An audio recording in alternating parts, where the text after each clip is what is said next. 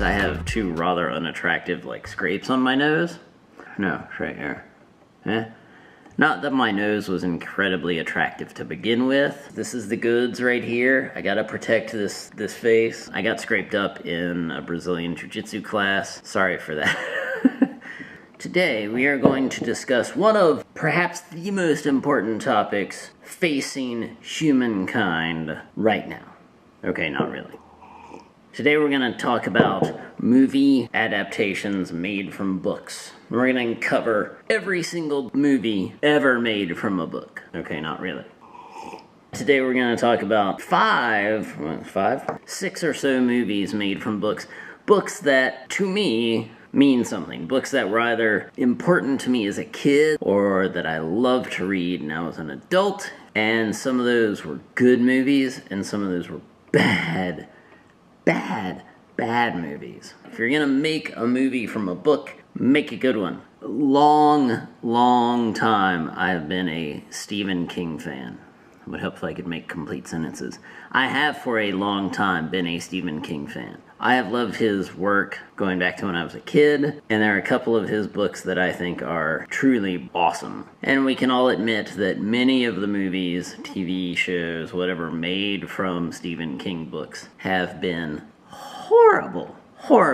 The Dark Tower, all they did is they ripped elements, characters, scenes in disjointed fashion from the Stephen King Gunslinger book and from other Gunslinger books and jam them all together to make a 90-minute absolute piece of crap. I don't know if it was exactly 90 minutes, but it was exactly a piece of crap. That could have been the beginnings of a massive, epic, cinematic series that would go on for decades. Tons of movies you could make. The Dark Tower series. Everything about the Gunslinger book, from the very first line, the man in black fled across the desert and the gunslinger followed. It is cinematic in its description from the very first line. We love Westerns. This movie was so perfectly suited to be the beginnings, the first in a series of epic movies, on par with Star Wars, excepting the horrible ones, but of that scale. And instead, what they did is they pulled a scene here, ripped a thing here, completely changed the gunslinger's motivations from anything in the book, crammed it all together. Is it the Dark Tower? Is it the Gunslinger? It is worth it just to see Idris Elba. Idris Elba is a brilliant choice for the Gunslinger. Is there a better Roland out there right now as an actor? I don't think so.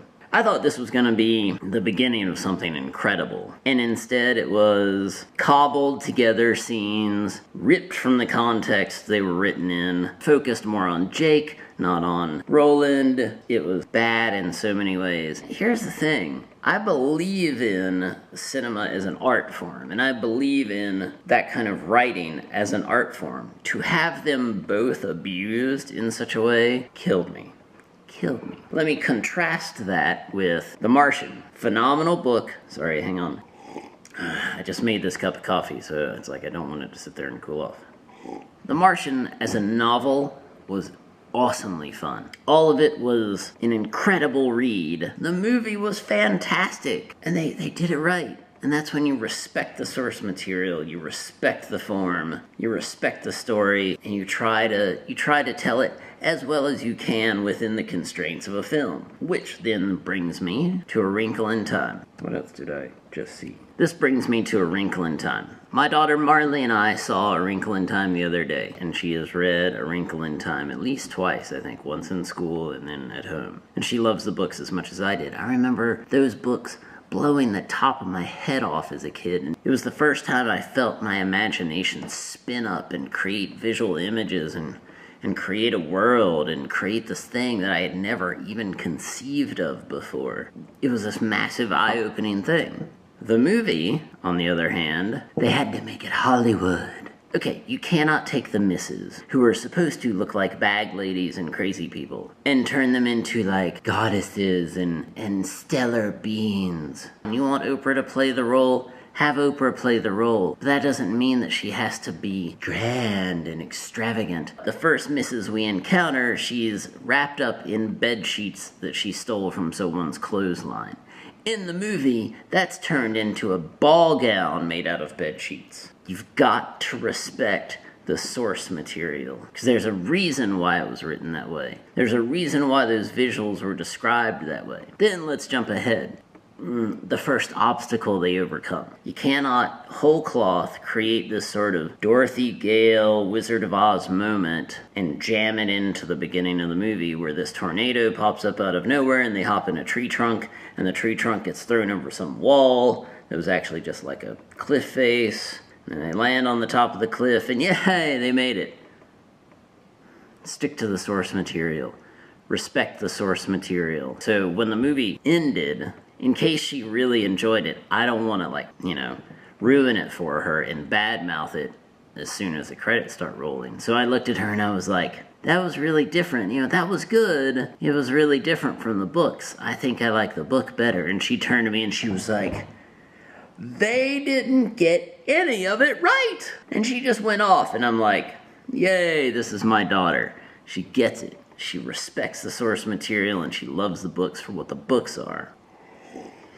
2 other books I want to talk about. 2. Another Stephen King, It. That came out, I don't know, last summer, a while back. It is a book that would be incredibly difficult to adapt to a single movie and have it all coherent and make sense. I mean, part of the problem with Stephen King stuff is it requires imagination, but it also allows your imagination to do the work. It doesn't try to give you every single detail of description. So much of what happens in it, I mean, there are some scenes in it that would be really controversial and painful to put on a movie screen and perhaps not appropriate. And then there are scenes that demand a lot more of visual effects that would probably pull you out of this awesome little town in Maine, and not in a good way. And yet, I think they did a fantastic job of it. Yes, they changed many things, but they stayed true to the source material in its spirit, in its meaning, in its symbolism. The characters' motivations, they stayed true to. Why am I speaking like Yoda today? They stayed true to the characters' motivations. They had to change scenes and had to obviously extract a bunch of material from the book to fit this into a regular movie length. But they nonetheless did it with respect for the source and respect for the intentions and meanings and deeper levels of the book. So this brings me to my final film, Ready Player One. I loved this book, and let's bear in mind, I was born in 71. So 9, 10, 11, 12, I spent a lot of quarters and a lot of hours playing Donkey Kong and Joust and Pac-Man and all that stuff down at, what was it called? The Magic Dragon, the arcade in our little town in South Carolina. That book, Ready Player One, it was like everything I grew up with, and it hit all the buttons of nostalgia and resonated with me on a bunch of levels. So when I went to see the movie, I had really high hopes, and I really wanted them to get it right. I was a little dubious at the beginning. The first challenge that the characters are presented with had nothing to do with what was in the book. I was like, okay, you're on shaky ground here, but I have to say, the visuals and the way they stayed true to the intent of the source material, I was still on board. From there, it just got better. I had some quibbles here and there, but I think that kind of has to be the case of any film adaptation of a book. I loved it. I had a blast with Ready Player One. It was great. All of that said, I believe in the visual medium. I believe in video. I believe in cinema. I believe in movies. I love movies. I believe they have an impact and they have power. And I believe the same thing, if not in even greater measure, when it comes to books. It has power. It can change how you perceive the world. I know we've not solved any of the problems of the world, but these are things that I've been thinking about recently. And I just wanted to share them with you. See you soon. More to come.